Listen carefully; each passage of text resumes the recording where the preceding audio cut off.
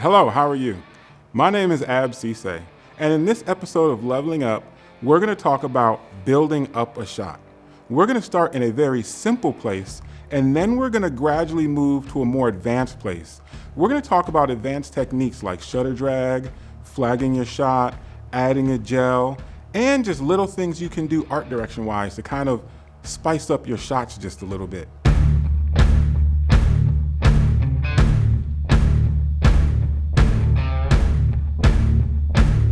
First, we're going to start with just using bare bulb flash. This is the most simplest way that you can use a light. The benefits of just using a bare bulb flash is you can just focus on your model. There really is no specific mark that she has to hit.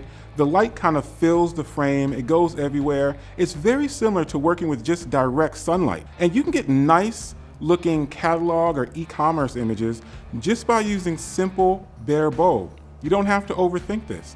Getting the flash off your camera, using it bare bulb, getting some dimensionality to your images is the first part in learning lighting. So now that we started with just using bare bulb, the next logical place is to start using a light modifier. What I did is use a Telezoom reflector, or often known as a sports reflector. This is going to give us a much harder light, focusing the light down more, so we have much less light spilling around the room. So automatically you're going to see our shadows got a lot harder, and we're gaining close to 2 stops of light. What does it mean when you gain close to 2 stops of light? This means I can get faster flash durations and be at the same f-stop that I was at before, because I've made the light more efficient, faster recycling times. It also means that I got to give our model a little bit more direction, because now she has a little bit more of a mark that she has to hit to kind of stay within the sweet spot of that light. First, I dial it in visually, and then I double check it with a light meter, metering up and down our model just to make sure that I don't have a hot spot at her hip when I really want the light focused at her head. Okay, so now we've added a modifier. The next thing we want to do is add even more visual interest to this shot. To do that, I'm going to bring in a V-flat and flag our background. This is going to add way more contrast to the shot, and what you're initially going to see is the model now really pops off of the background. Have you ever had an art director or creative director ask, can you make this a little bit more edgy, but I already like what's going on? Well, by simply adding in a flag, we made the shot a lot more edgy. Now, the things to consider here. Now that we've added this in, our model even has much more tighter of a mark, but communicate with her what's going on. Show her an initial picture, show her what's going on, that she can now play with the shadow, she can kind of come in and out of the light, but also not to fall too far into the shadows. Don't feel as if though you have to over-direct your model. Let them know what your goals and intentions are, and then their job is to put that in front of the camera.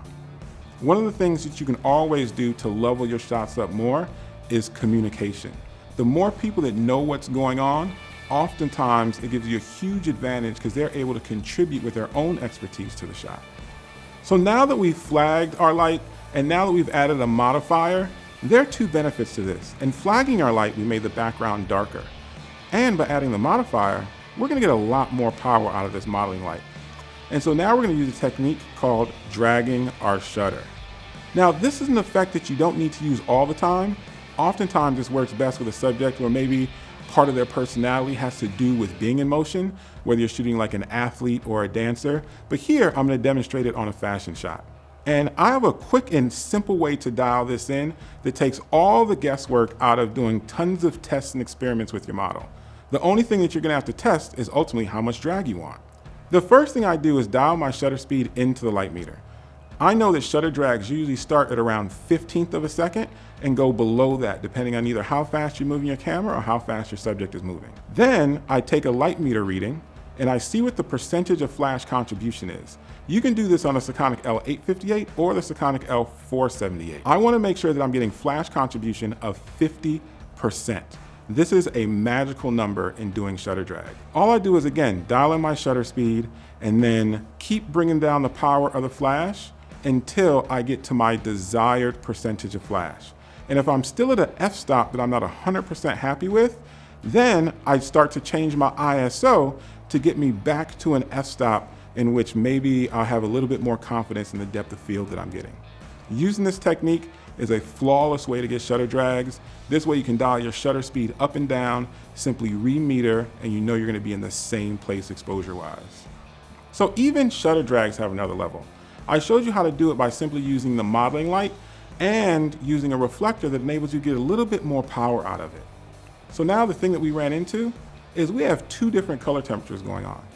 We have our tungsten modeling light, but now we have a flash that is daylight balanced. Well, this is an easy problem to solve. Simply what you can do is now you can bring in a much more powerful light to act as your modeling light. Here I'm using a Nanlite Forza 500 with a Fresnel lens, which is now acting as my modeling light to give me the shutter drag. The benefit is it's at the same color temperature as my strobe, so now I'm getting a much more natural looking shutter drag. Now this is all a matter of taste, but if this was something that your client looked at and said, well, I really like this effect, but I don't like the fact that it's so orange, this is an easy way to dial that in and level up your shutter drags as well. So Ab, are there more levels to this? Why, yes. And the next level is adding a reflector. But not just any reflector.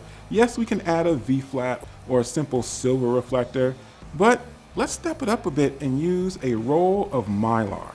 And I'm using it two different ways. In one way, I have it focused on our model, giving us this mirror-like fill on her other side that kind of has this water effect.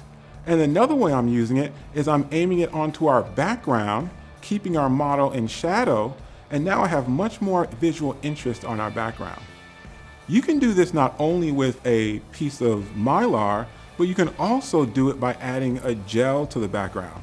But now by basically putting a gel onto the ceiling and letting it kind of fall and hit our background, filling in all the shadows, we have this nice, cool, saturated pink.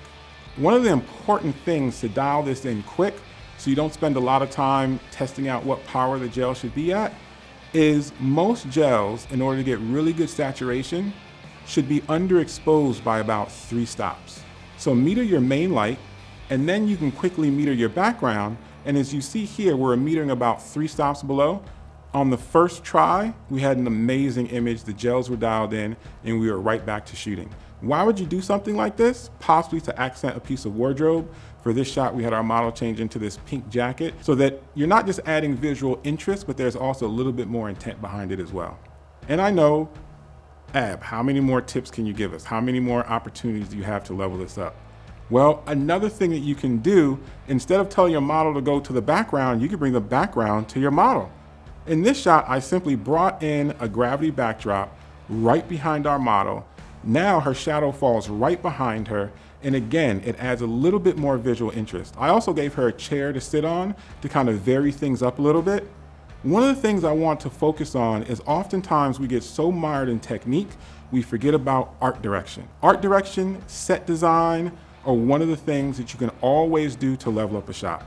So here we brought in a background, we brought in a chair, we're still only using one light, but we've added so much more visual interest to the shot, and we've given another variation for our client.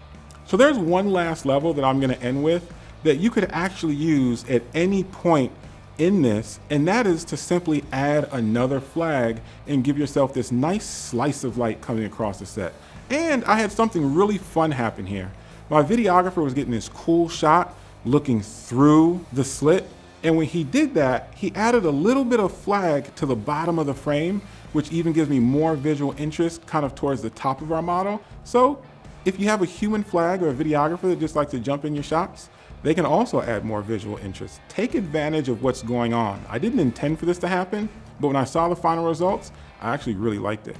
Okay, I knew I threw a lot at you in just one episode. The goal of this is for you to start in a very simple place and stop where you feel most comfortable.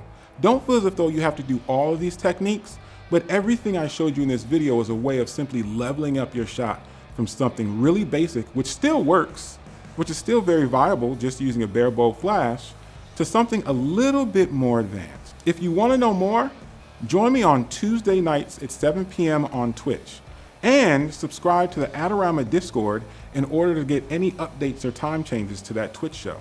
Make sure you like, comment, and subscribe. I love to hear anything that you guys would like me to demonstrate or run through, and we'll add it to the shows. Remember, there's levels to this.